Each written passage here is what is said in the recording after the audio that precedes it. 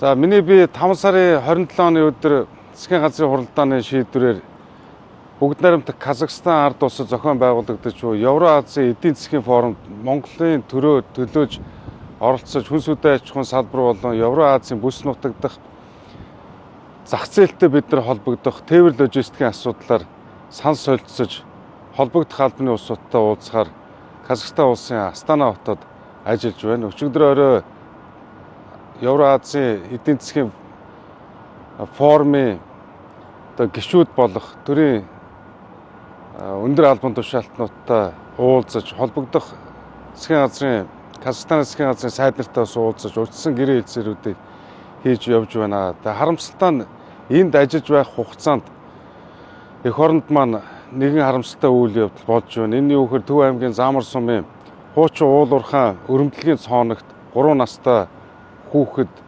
унж үүнийг аврах ажиллагааг бол манай онцгой байдлын уулуурхаан аврах тусгай анги мэргэжлийн удирдлагын дагуу бүгдээрээ ажиллаж байна. За 31 метрт хажууд хөндлөнгөөс ухаж улмаар хөндлөнгөөрөө 12 м ухах малтлагын ажиллагаа явуулж байна. Тэгээ хөрс хайрганы хувьд бол сул дөргөлт өгж болохгүй бүгдийг гар ажиллагаагаар хийж байгаа. Тэгээ харамсалтай нэг цагт 20-35 м ухах ийм л бодит боломжууд байна. Энэ юу гэхээр 1 м-ийн өндөртөө 80 санжийн өргөнтөө хөндлөн малтлага ойролцоогоор маркшедрийн тооцоогоор 12 м ухаж зорилттой газараа хүрэхээр манай мэргэжлийн улсууд ажиллаж байна. Дөргөлт өгж болохгүй шалтгаан нь юу гэхээр хөрсний суралт манай аврах ангийн албан агчид бас ажил үргээ гүйцэтгэх боломжгүй өөрсдийнхөө амь насыг бас эрсдэлд оруулах ийм нөхцөл байдалтай ажиллаж байна. Тэгэхээр тун удахгүй зорилттой газараа бол хүрнэ.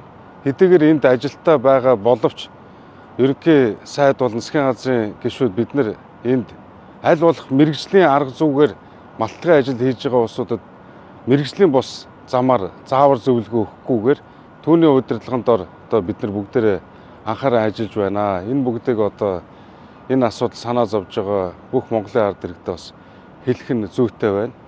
Тэгээ хуваарь хөтөлбөрийн дагуу миний би өнөөдөр болон маргааш энд ажиллаж холбогдох улсуудтай гэрээ эцэл хийх төлөвлөгөөтэй байгаа боловч айлын талд үүсэж байгаа нөхцөл байдлын талаар эдний цагаар ажил эхлэмэгц тайлбарлаад хөтөлбөртөө өөрчлөлт оруулаад нэн даруй эх орон руугаа буцах ажиллагааг бас энэ зохион байгуулж байгаа та бүхэндээ дуулгая.